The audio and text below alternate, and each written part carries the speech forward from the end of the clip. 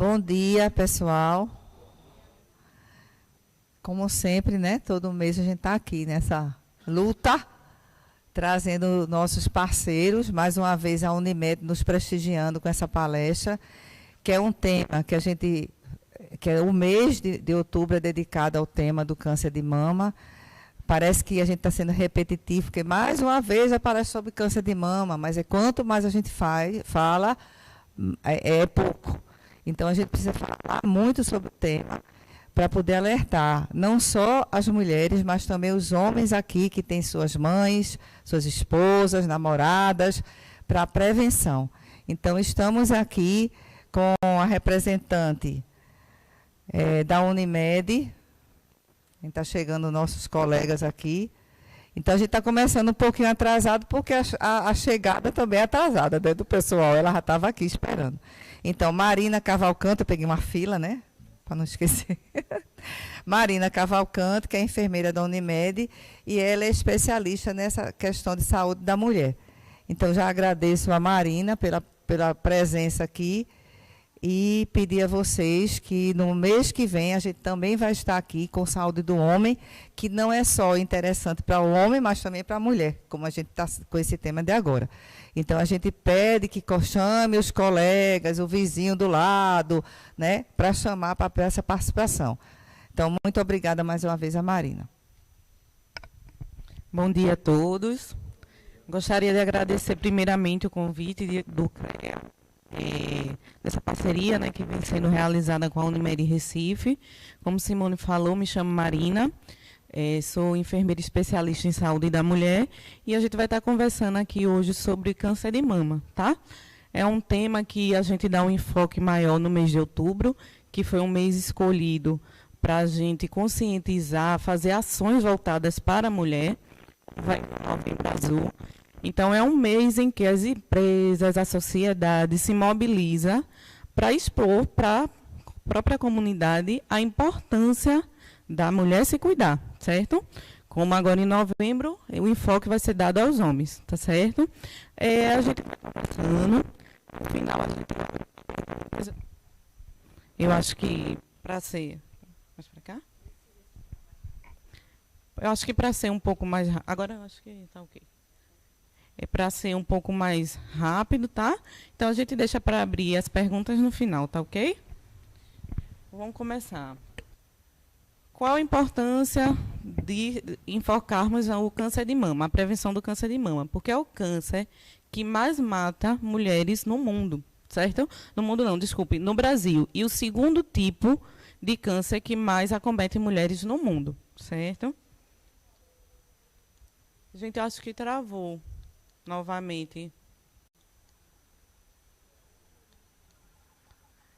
Shirley, por favor, pode ver, porque não está passando. Sim.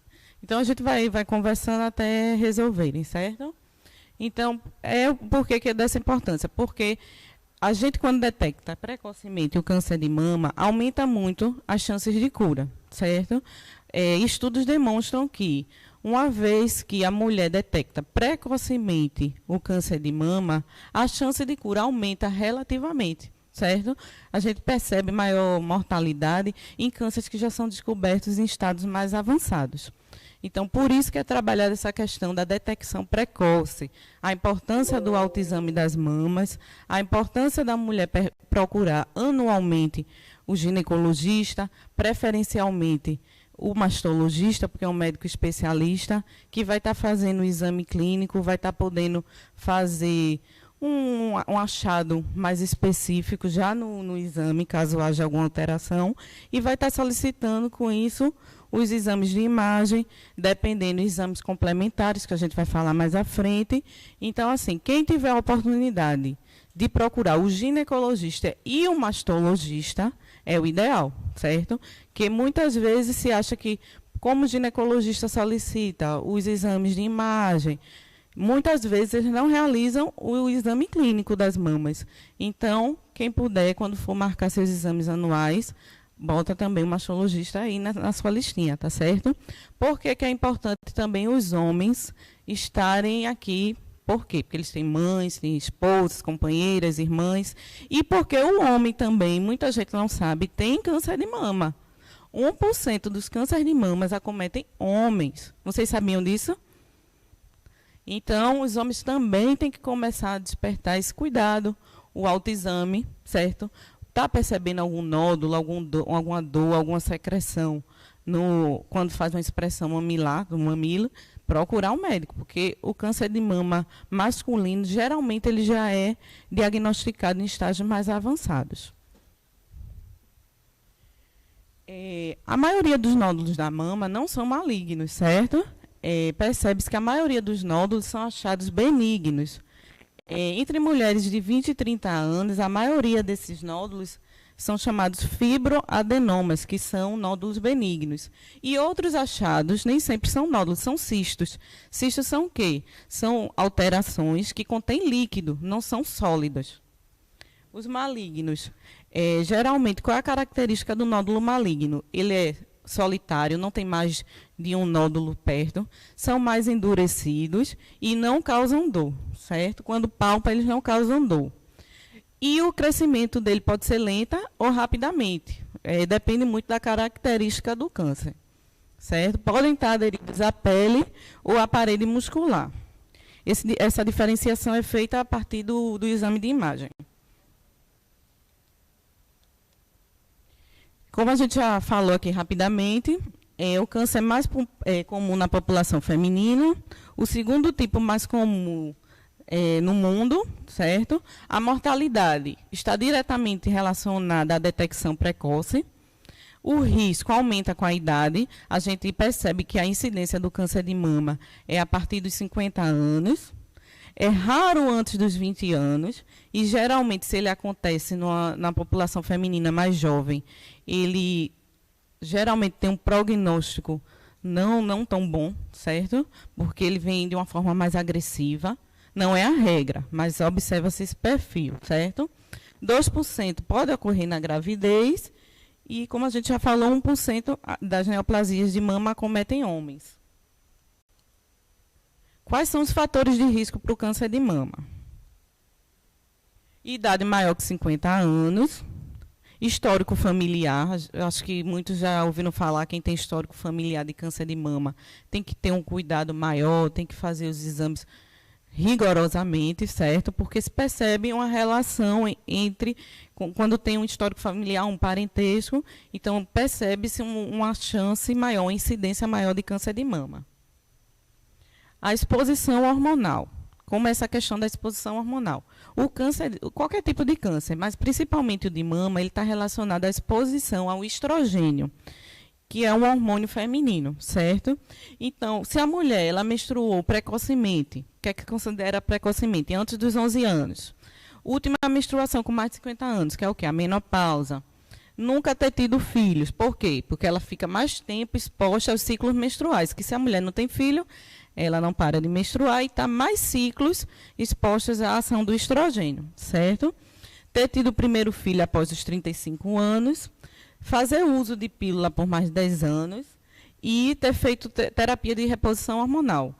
Então, todos esses fatores passam pelo fator da exposição ao estrogênio. Então, pode ser um fator de risco. Não é que quem tem um desses critérios vai ter câncer de mama, tá, gente? Isso é só um fator de risco. Que quando se diagnostica, você vai pesquisar uma série de coisas que podem ter contribuído para o desenvolvimento do câncer de mama.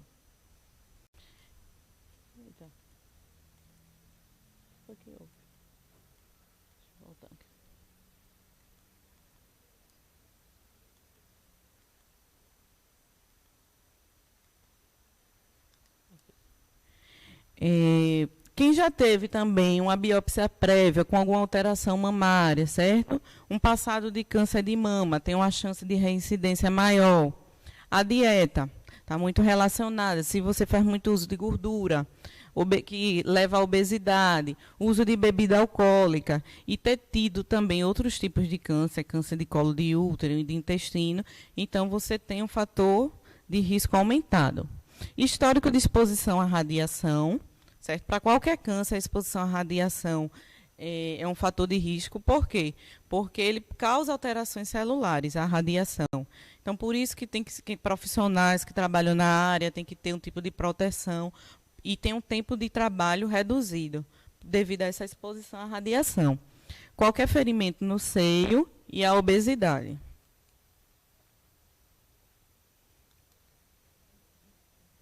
Diabetes, estresse, porque aumenta os níveis de cortisol, hipotireoidismo, certo?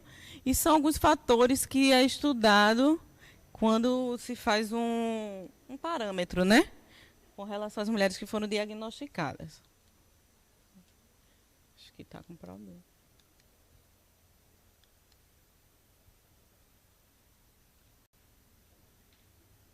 Quais são os fatores protetores, ou seja, quais hábitos que a gente pode adotar em nossa vida que podem diminuir a chance de vir a desenvolver o câncer de mama. Percebe-se que um número menor de mulheres que vivem na Ásia e na África, eu acho que devido à alimentação, hábito de vida, certo? A prática regular de exercício, aleitamento materno é um fator protetor, não é fator que vai diminuir o câncer de mama, são fatores que contribuem para uma baixa incidência, certo? Mulheres que tiveram maior número de gestações, por quê? Porque elas passaram menos tempo expostas à ação do estrogênio. E remoção dos ovários, que é responsável pela produção desse hormônio. Como é feito o rastreamento para o câncer de mama? Acho que tem um ponto aqui que ele não... A mamografia, certo? O ideal é que seja realizada a primeira aos 35 anos e anualmente após os 40 anos. Muitos médicos estão fazendo o quê? Eles solicitam a primeira aos 35 anos. Se não deu nenhuma alteração, eles aconselham a partir dos 40 anos realizar anualmente. Por que é que foi feita esse adiantamento da mamografia? Porque se percebeu que houve um aumento do câncer de mama nessa faixa etária, entre 35 e 40 anos.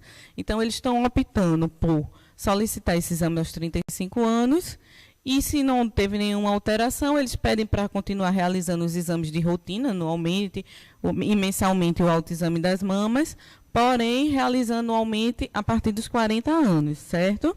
E se a mulher tem um alto risco, como a gente já falou, esses outros fatores, histórico familiar, obesidade, nulípara, que nunca teve filhos, então, aconselha-se fazer mais cedo. A mamografia deve ser realizada em mulheres assintomáticas, certo? Não é necessário surgir algum sintoma para poder realizar.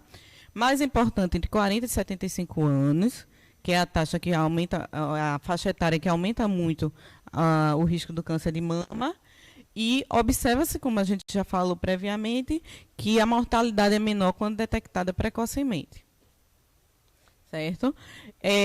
Alguma de vocês que já fizeram mamografia ou ultrassom de mama já viu escrito essa categoria BIRAD, já teve a curiosidade em ler?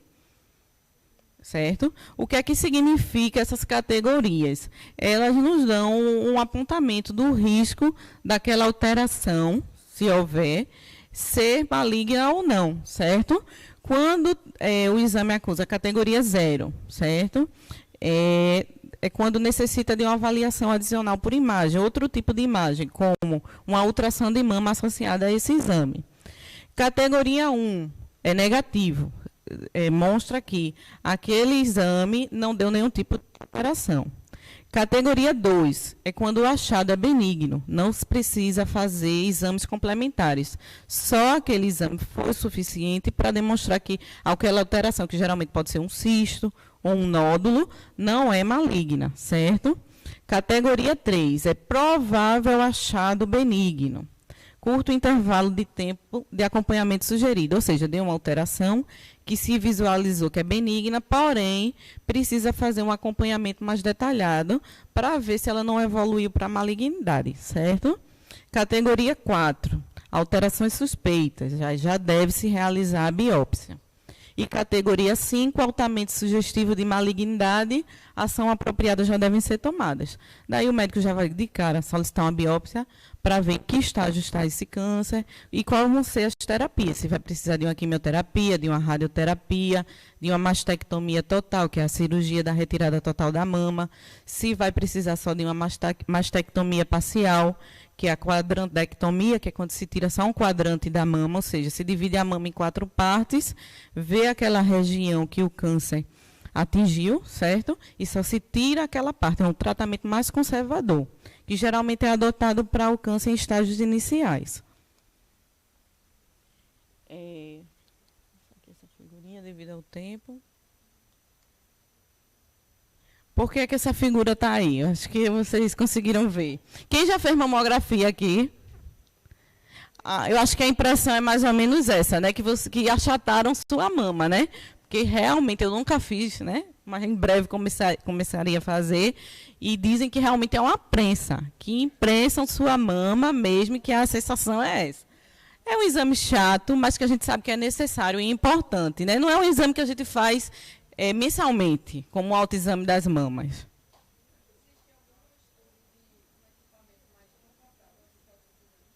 Que se saiba não, porque qual é o objetivo dessa prensa? É pegar toda a mama, que uma ultrassom faz, mas não é um exame tão detalhado, ela pega camadas mais profundas.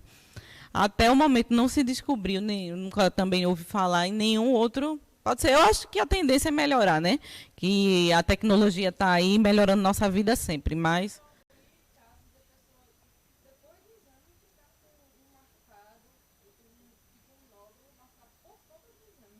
eu creio que não um nódulo maligno, né? Realmente pode haver uma área que tenha ficado mais dolorida, dependendo da sensibilidade de irrigação daquela área, dos vasos, pode haver um pequeno rompimento, porque quer queira ou não, aperta um pouco. É uma situação transitória. Eu acho que se a gente for avaliar o risco-benefício, né, é importante não deixar de fazer devido a esse caso. O que a gente pode aconselhar é o quê? Mulheres que menstruam, evitar fazer no período menstrual, porque a mama fica mais sensível, mais dolorida. Deixa para fazer de 7 a 10 dias após o ciclo menstrual, que já tenha havido uma diminuição do edema, da dor local. A ultrassonografia é um exame que já tem sido solicitado de rotina para mulheres que já começam a ir ao ginecologista, ao mastologista. Pode ser feito desde a adolescência. 10% do câncer de mama também não são detectados pela mamografia e são diagnosticados pela ultrassonografia. Então, deve ser feito associado. Não só, a partir dos 40 anos, não solicitar só um.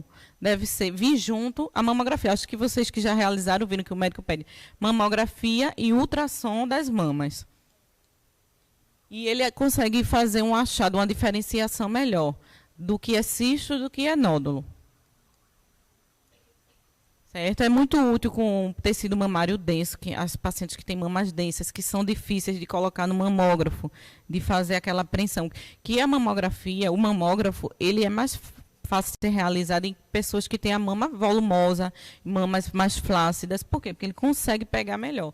Mamas densas, que têm prótese de silicone, é um pouco mais difícil de realizar. E pode sim ser realizado porque tem prótese, que tem essa dúvida, acha que pode estourar a prótese, mas não. A prótese é um material resistente e só se deve informar no momento do exame que faz uso de prótese. Geralmente eles já aplicam um questionário e perguntam, mas deve sim ser feito porque tem prótese. Não tira a prótese do lugar, até porque geralmente essas próteses são abaixo do músculo, certo? Não corre o risco de estourar a prótese também, pode ser feito sim. E não deve ser utilizado como método de rastreamento isolado. Deve ser associado ao exame clínico das mamas, que é o exame que o médico realiza no consultório, e ao autoexame das mamas, que é aquele que a mulher realiza mensalmente, que a gente vai conversar mais adiante. O diagnóstico é feito com base nessa tríade, certo? Autoexame das mamas, que é importante a mulher realizar, mas não pode só ser feito. Porque o que é que se observa? Que muitas mulheres realizam o autoexame das mamas, como não diagnosticam nenhuma alteração, não procuram um médico para realizar outros exames. Inclusive, alguns até profissionais têm desaconselhado o autoexame das mamas, que eu não acho positivo, que é importante a mulher estar se tocando, estar se conhecendo, saber o que é que tem ali na sua mama, se tem uma alteração precoce de um mês para o outro, você vai poder estar detectando precocemente. Então, assim, o que alguns profissionais estão desaconselhando é porque algumas mulheres, por não acharem nada, acham que não precisam mais ir para o ginecologista e para o mastologista fazer os outros exames, certo? Então, a gente tem que ter em mente que tem que ser essa tríade aqui. Autoexame das mamas, exame clínico das mamas, que é o que o médico realiza no consultório, e a mamografia mais ultrassom de mama a partir dos 40 anos, ou só a ultrassom das mamas. Aqui é uma ilustração mostrando já algumas alterações, certo? O câncer não invasivo, a gente percebe ele menor, certo? Mais isolado. O câncer invasivo, a gente vê que ele já pega uma maior parte da mama, né? De tecido mamário, já é mais isolado. Tá vendo que esse aqui ele não é tão isolado? E esse aqui já é. E metástase, que é quando ele já dá em outros pontos da mama, certo? Metástase significa quando tem mais de um ponto com câncer, que pode ser no mesmo órgão ou nos demais órgãos, certo? Aqui está dizendo mais ou menos a incidência da localização do câncer de mama.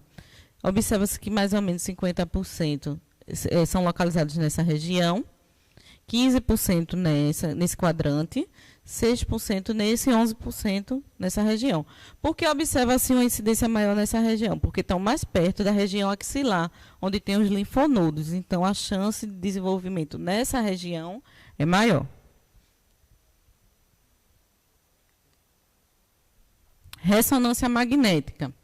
Não é um exame de rotina para a detecção. Ela geralmente só é indicada em algumas situações específicas, como uma mulher que não tem uma sensibilidade mamária muito grande à mamografia, que não consegue realizar. Se tem algum achado em alguns outros exames anteriores, certo? Então, associa-se à ressonância magnética. A biópsia. A biópsia só é feita quando dá um nódulo que o médico diagnostica, acusa um nódulo que o médico diagnostica que pode ser câncer. Não é que todo mundo que vai fazer biópsia, que muita gente, quando já parte para a biópsia, já se desespera. Não. Se tem um nódulo, já acha que já é o...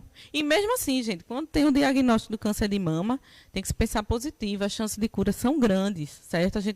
Eu acho que vocês têm experiências na família, entre amigos, de pessoas que conseguiram vencer o câncer de mama e estão aí muito bem. Então, assim, o câncer não é o fim. É importante se detectar para se tratar e ter uma chance de cura e ter uma qualidade de vida melhor. Mas não é o fim, não é porque você foi para uma biópsia, ai meu Deus, liga aquele... Não, vamos esperar uma coisa vir atrás da outra, vamos ver se vai ser diagnosticado. Daí, qual é o ponto agora? Vai precisar de quimioterapia, vai precisar de rádio, vai precisar de uma cirurgia, certo? O importante é saber que você está ali lutando contra aquela doença, que você já está fazendo o que tem que ser feito, certo? Então, o que é a biópsia? Deu um nódulo. Geralmente, quando acusa nódulo, o médico já pede uma biópsia. Ele prefere pecar pelo excesso do que pela falta. É melhor fazer uma biópsia e você ter a quase certeza que não vai vir nada de alteração, vai ser uma alteração benigna, né? Não vai ser maligna, do que, não, eu acho, então vamos esperar daqui a 6 meses. Então, eles já estão pedindo a biópsia com uma certa frequência para poder fazer esse rastreamento, certo? Como é feita a biópsia? Naquela região que se localizou o tumor ou o nódulo, vai com uma agulha, certo? Faz uma aspiração daquele material e esse material vai ser analisado em laboratório, no caso no microscópio, para ver se aquela alteração celular é benigna ou maligna. Muitas vezes cisto faz esse esvaziamento com biópsia também. Esvazia o líquido do cisto e manda para análise. Certo? Aqui para vocês verem mais ou menos a morfologia da mama. Tem a costela, na frente das costelas o músculo, na frente do músculo o tecido mamário, certo? Que é composto por lobos, dúctos. Os lobos são aqueles que quando a mulher amamenta, ele enche de leite, certo? Por isso que há um aumento da mama, porque cada bolinha dessa aumenta bastante. É tipo uma bexiga quando a gente infla. Então, quando enche de leite, esses lobos aumentam também, certo? Os dúctos que levam o leite até o mamilo, a areola, certo? E também é composto por um tecido de gordura. Algumas mamas predominantemente são compostas mais por gordura, outra mais por tecido mamário. Observa-se que mulheres que fizeram redução de mama, a mamoplastia, tem uma diminuição do tecido mamário e um predomínio de gordura, certo? Alguém tem alguma pergunta? Que a gente deixa para o final, né? Posso continuar? Sim, aquilo que a gente já abordou anteriormente, se quem tem prótese pode fazer a mamografia, pode sim, porque aqui, como pode se observar, a prótese ela está região anterior ao músculo, certo? Pode ser antes ou atrás do músculo. Então, o tecido mamário que está na frente não vai acometer, assim, o mamógrafo, quando fizer a prensa, ele não vai pegar essa prótese. Agora, atualmente, os médicos estão optando mais por esse método, de colocar a prótese atrás do músculo, porque observa-se que acidentes, quedas, o trauma, a chance daquela prótese romper é menor. Porque o músculo está anterior à prótese e está fazendo essa proteção, certo? O que a gente já falou, vai fazer um maior número de radiografias, ou seja, vai ser necessário fazer mais imagens, porque a mamografia é um raio-x da mama. Então, vai ser necessário pegar mais ângulos devido à prótese, mas pode sim realizar, certo? E se observar que não for satisfatório devido à prótese, vai ter que associar uma ressonância magnética.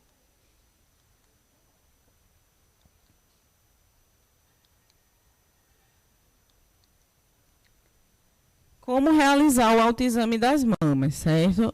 A maioria das mulheres aqui costuma realizar mensalmente o autoexame das mamas. A gente observa que muitas informam, não, eu realizo, mas realiza a cada 6 meses, quando lembra, né?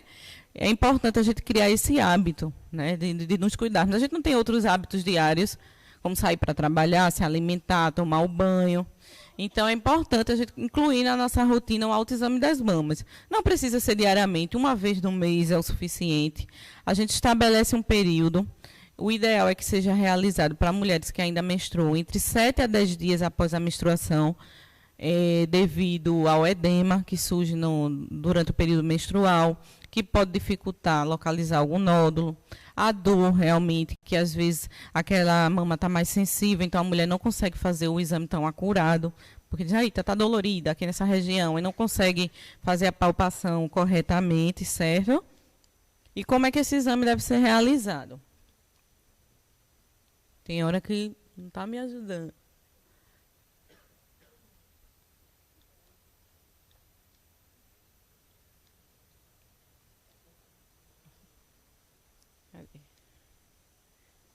Pronto.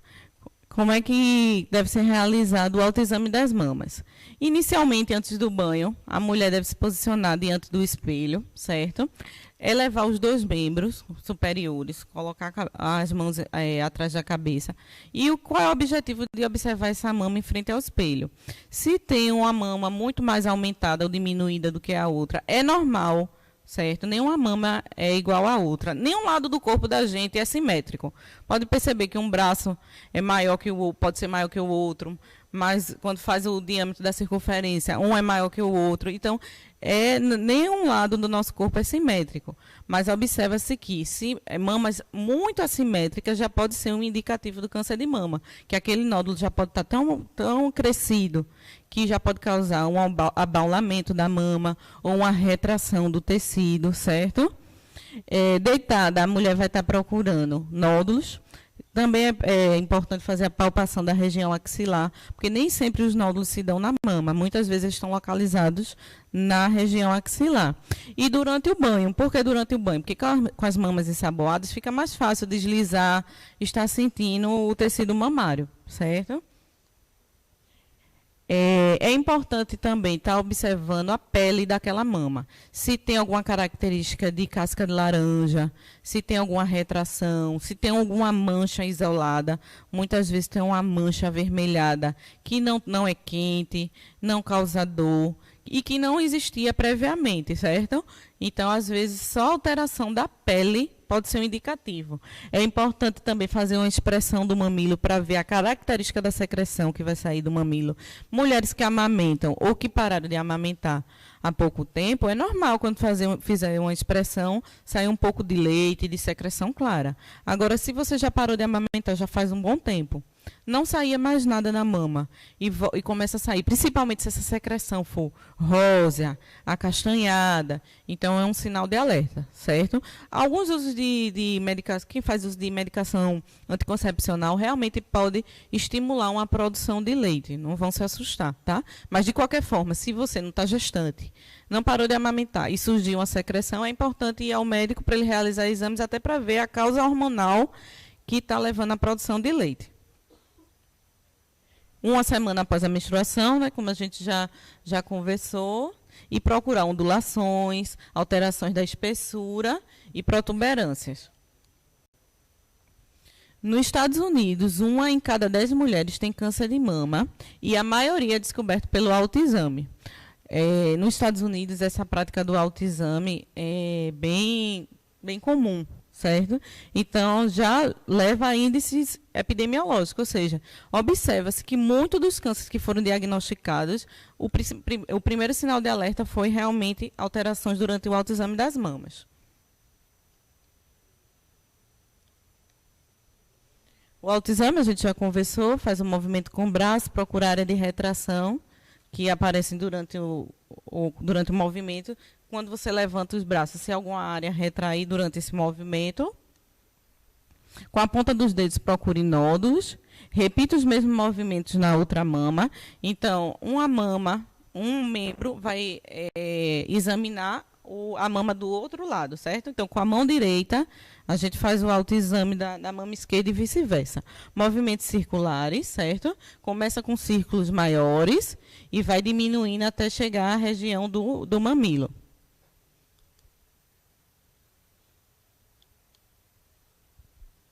Palpar as axilas procurando nódulos. O objetivo do autoexame é procurar nódulos.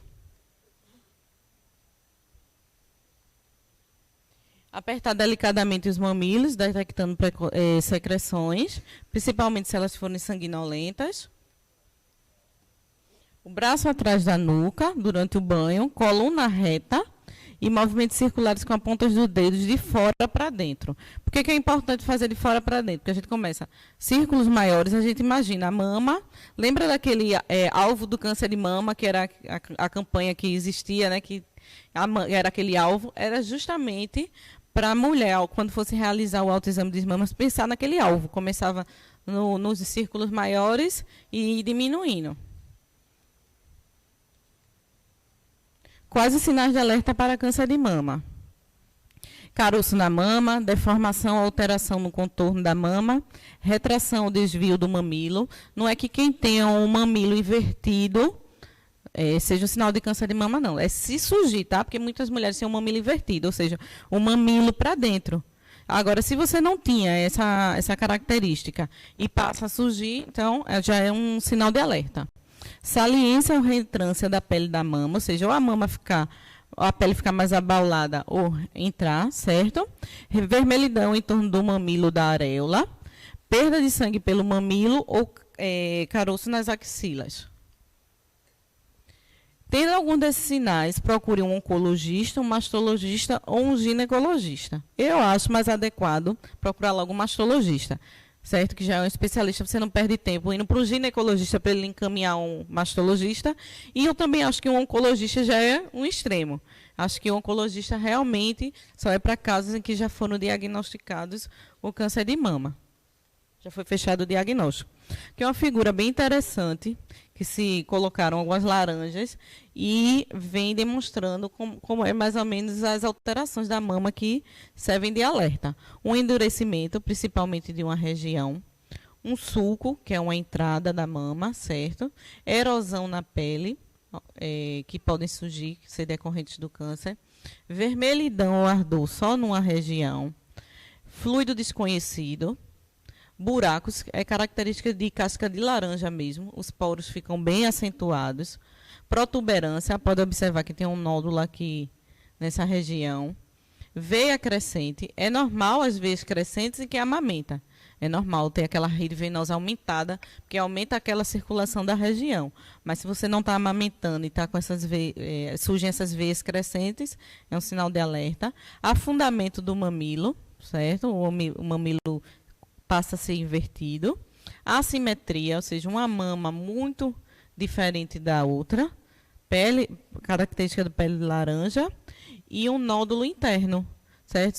Que não é protuberante, mas que ao palpar, né, você consegue observar. São chamados 12 sintomas do câncer de mama, que podem ser visualizados. Tratamento. Tratamento, como a gente já citou aqui anteriormente, é a cirurgia da mama, que dependendo do diagnóstico vai ser só uma parte ou a mama toda, e dependendo se opta por tirar as duas mamas por prevenção, mesmo que a outra não tenha nódulo, mas se observa-se um nódulo em estágio avançado em uma mama, muitas vezes o médico prefere não esperar que possa migrar para outra mama, já prefere retirar as duas. Quimioterapia, radioterapia e a prevenção. É importante trabalharmos com prevenção. Eu sou do setor da promoção e prevenção à saúde na Unimed, a Promoprev, e o nosso diagnóstico é justamente esse, prevenir e detectar precocemente doenças. Que a prevenção do câncer de mama e de muitas outras doenças pode ser feita através de alimentação saudável e equilibrada, o consumo de frutas, legumes, verduras, praticar atividade física, manter o peso ideal, não fumar e não abusar de bebidas alcoólicas que podem causar alterações celulares no nosso organismo. O exame anual deve ser feito e realizar os exames recomendados, que a gente já conversou. A primeira mamografia aos 35 e depois anualmente a partir dos 40 anos, autoexame das mamas mensalmente, a ultrassom de mama, e aqui são algumas recomendações dietéticas. Manter o peso, que a gente já citou, comer mais fibras, diminuir gorduras, que o consumo de gorduras aumentado está ligado ao aumento dos níveis de estrogênio. Certo? E evitar comer embutidos, carne vermelha, embutidos por causa dos conservantes, certo? E aqui são algumas orientações dietéticas mesmo, que eu acho que muitos de vocês já devem saber, visando diminuir gordura nos alimentos, certo? Fritar os alimentos, evitar óleo, fazer em forno, certo? Algumas orientações dietéticas mesmo, certo? E a qualidade de vida após o tratamento.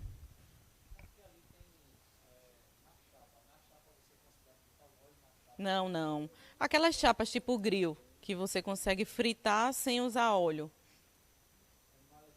Não, algumas orientações dietéticas que visam diminuir a gordura nos alimentos. Cadê? Vamos.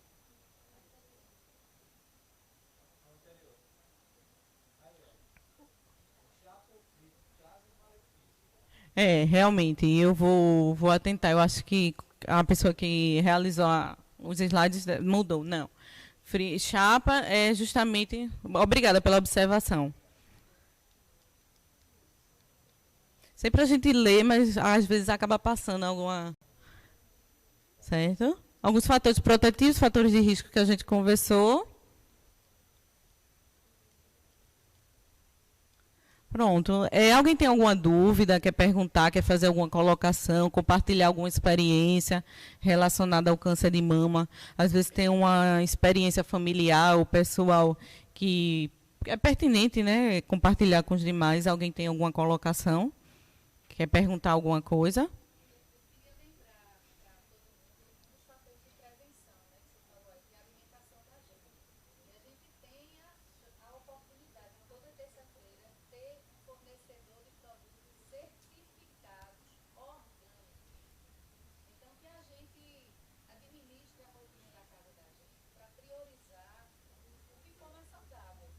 Sim.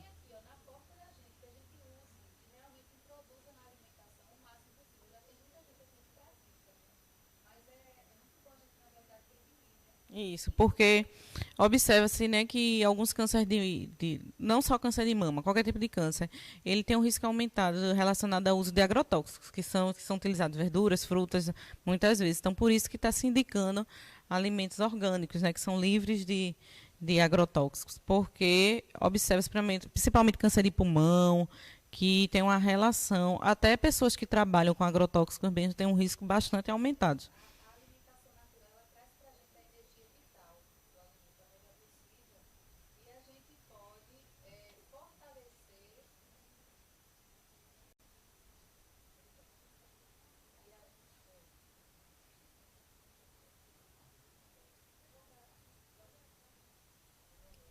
Quer que eu posso disponibilizar um meu? Foi. Repetindo, é que a alimentação natural, ela permite a gente aproveitar a energia vital do alimento. Então, ela faz toda a diferença e você está contribuindo com a prática agrícola que protege o meio ambiente, que é saudável. Escolhendo comprar com esses agricultores, você também está tendo o uso do seu poder de consumo no que realmente acrescenta a natureza. Não está colocando veneno e fazendo produções aí que são meramente comerciais a custo da saúde de quem está até produzindo. Acho que é muito bacana a gente refletir sobre isso. É verdade, assim, muita gente comenta, né, que antigamente não se via tanto, a incidência do câncer não era tão alta, né? Mas vamos ver o porquê. Quais são as alterações dos nossos hábitos de vida que mudaram? A diminuição da prática da atividade física. Antigamente as pessoas andavam muito mais. Hoje em dia, a gente, às vezes, para ir ali no outro quarteirão, pega um carro, certo? Então, as pessoas andavam muito mais, os alimentos eram mais naturais, não tinha tanta industrialização, tantos conservantes, tantos agrotóxicos. Então, assim, tudo isso está relacionado. Esses fatores de risco que a gente conversou aqui, a gente vê o uso de medicações. Não é que a medicação anticoncepcional seja negativa, não, viu, gente? Por favor, é só um fator de risco que há mais, tá? Mas se usada com indicação médica, por um período não tão prolongado, a vida toda, associar outros métodos anticoncepcionais. Então, assim, a gente vê que realmente mudanças dos nossos hábitos diários refletem no adoecimento da população, certo? Gostaria de agradecer a todos pela colaboração de vocês, pelas...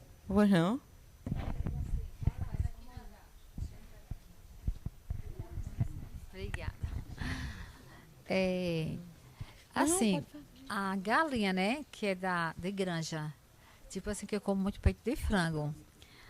Eu alterno, lógico, com a carne vermelha. Só que, tipo assim, a gente vê muito comentário. Ah, tem muito hormônio, quando 60 dias já está para abate. Aí eu fico meio cismada. Isso é verdade mesmo, que ocorre para... assim, desenvolver um câncer de mama, outro tipo de câncer, por conta dos hormônios que eles recebem. Assim, a gente não pode ser tão absoluta, né? E relacionar o consumo ao desenvolvimento. É um fator de risco.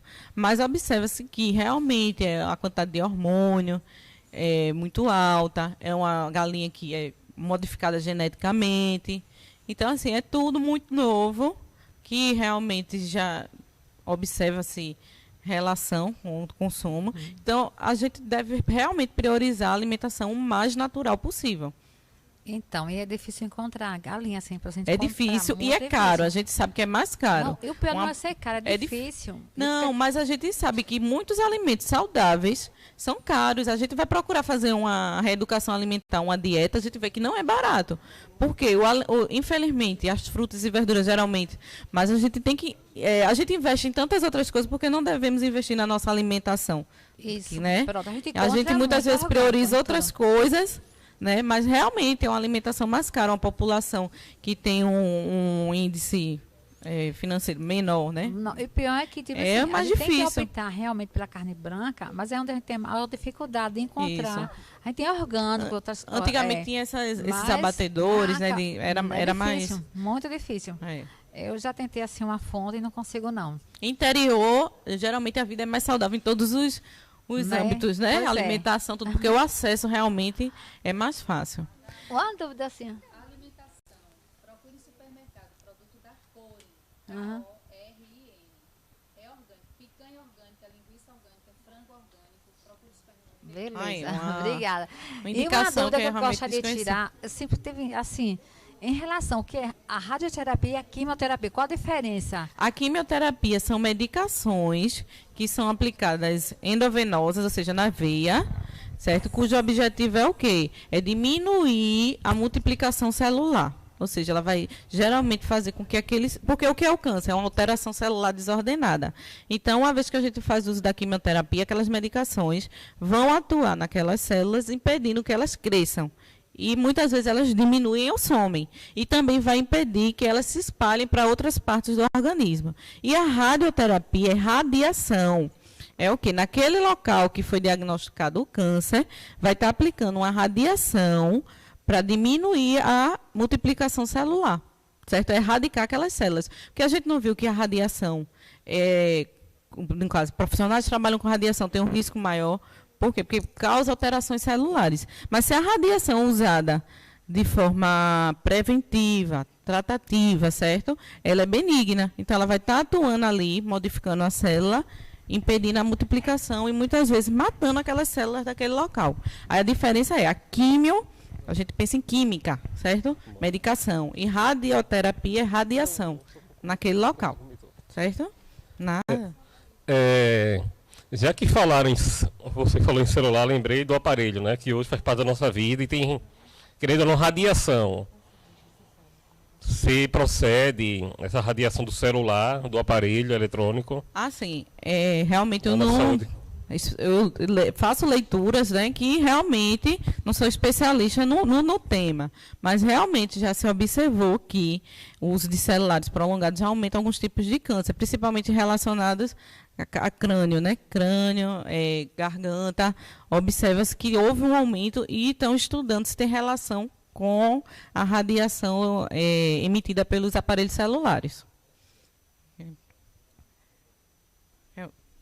O microfone aqui.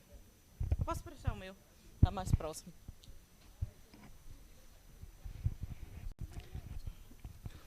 Bom, eu queria compartilhar um pouco a minha história, né? Tipo mais um depoimento aqui. Às vezes a gente, quando tem esse tipo de tema e de palestra, muitas pessoas não se importam, não levam a sério, até quando não acontece na família ou com alguém que a gente gosta muito. Há 5 anos atrás, eu perdi a minha mãe através dessa doença. Ela teve câncer de mama, ela fez o tratamento certo, correto, porém ela fez aquela cirurgia que não foi a retirada da mama inteira, né? Ela tirou só uma parte, exatamente. E quando voltou pior. E quando foi fazer a retirada da mama inteira, já estava no pulmão a doença. E, assim, é algo muito difícil, essa perda, essa doença. Muitas pessoas não levam a sério por achar que isso não vai acontecer. Na minha família, não foi só a minha mãe, a minha tia também teve câncer de mama, e ela conseguiu fazer o tratamento e, graças a Deus, hoje está bem.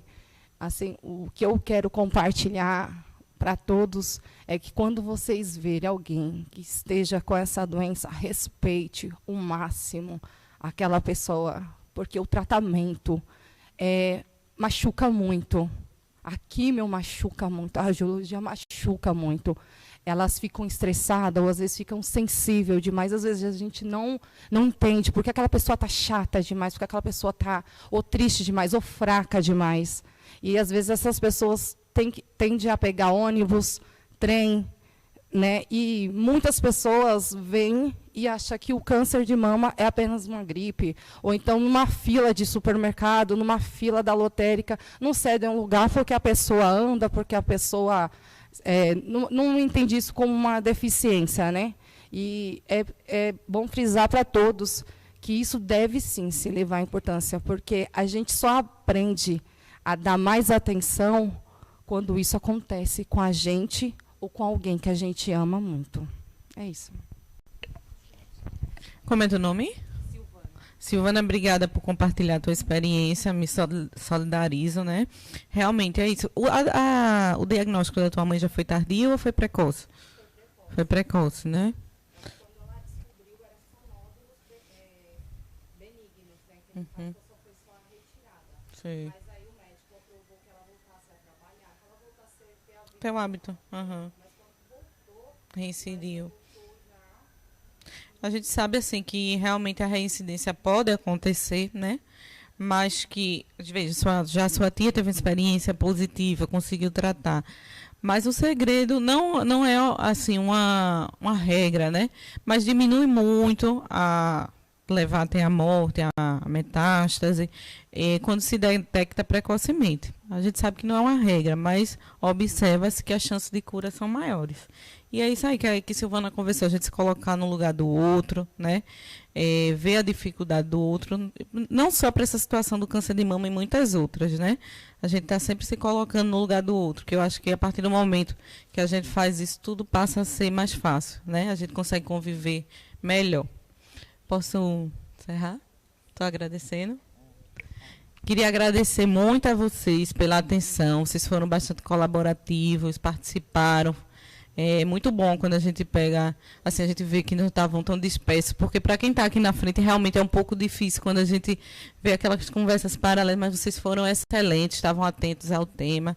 Espero ter esclarecido algumas dúvidas, ter trazido algumas informações adicionais que, como Silvana falou, muitas vezes se acha que é uma besteira estar falando de câncer de mama, e não é. São mulheres, são famílias, né, que perdem pessoas devido a essa doença. Então, compartilhem a informação, sempre que puderem, compartilhem em redes sociais, que a gente hoje usa muito redes sociais. É uma causa que a gente realmente deve abraçar. Parabenizo o CREA assim, por essa iniciativa e agradeço muito pela oportunidade de estar aqui representando a Unimed Recife. Bom dia.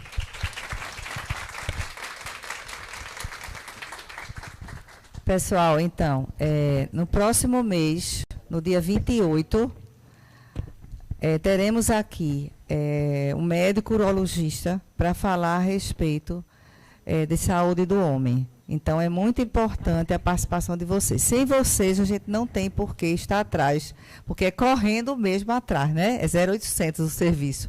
É doação, é parceria. E eles vêm com muita boa vontade. A gente viu o exemplo da nossa amiga que esteve aqui nos dando essa lição e essa orientação. Então, muito obrigada a vocês.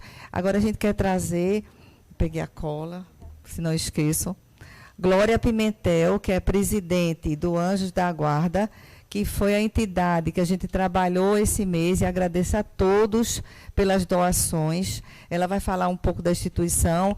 A gente teve uma quantidade muito interessante, muito boa de doação de alimentos não perecíveis.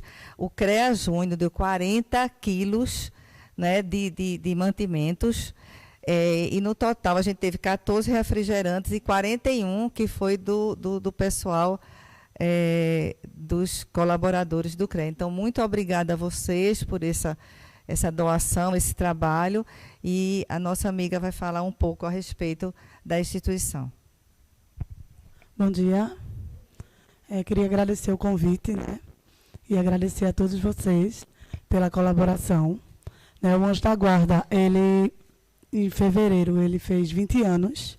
A gente está desde 1999. Ele foi fundado por um grupo de padres e freiras que criavam 50 crianças. Dentre as 50 crianças, 12 tinham deficiência.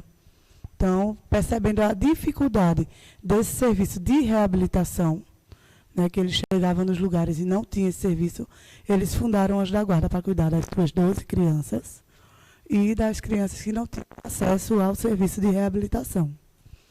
Então, a gente tem lá atendimentos de fonoaudiologia, psicologia, psicopedagogia, terapia ocupacional, psicomotricidade, tem nutrição e faltou algum. Depois eu lembro. Então, assim, são 8 salas climatizadas, tem um salão grande, né, que a gente chama de quadra, mas não é uma quadra, é um salão que ora é atividade e ora são momentos como esse de formação com as mães. Né? O nosso público é pessoa com deficiência, autismo, microcefalia, paralisia cerebral. Então, são famílias que chegam muito lá fragilizadas, porque em todo lugar que elas chegam, elas recebem não. Desde o nascimento. Seu filho não vai andar, seu filho não vai falar, seu filho não vai fazer isso, seu filho não vai entrar na escola, seu filho não vai fazer faculdade. Então, quando elas chegam no Anjo, a gente só diz sim. É um local que elas chegam e se sentem acolhidas, porque a gente vai falar de cada criança individualmente dentro das suas possibilidades. respeitando as suas dificuldades, mas potencializando as suas possibilidades, né? Então, é um local que, se vocês tiverem a oportunidade de conhecer, vão conhecer. Quem é que não está com o celular na mão, levanta a mão. Todo mundo está com o celular na mão, né? Então, @ONG Anjos da Guarda é o Instagram da gente. Vocês podem estar lá, acessando lá o Instagram. É muito lindo. Ontem foi nossa festa do Dia das Crianças. Os refrigerantes que vocês doaram, nós vamos guardar para a festa do Natal. Né? Vai ser muito legal. E vocês estão todos convidados a serem anjos da guarda, porque para ser anjo não é preciso ter asas. Obrigada.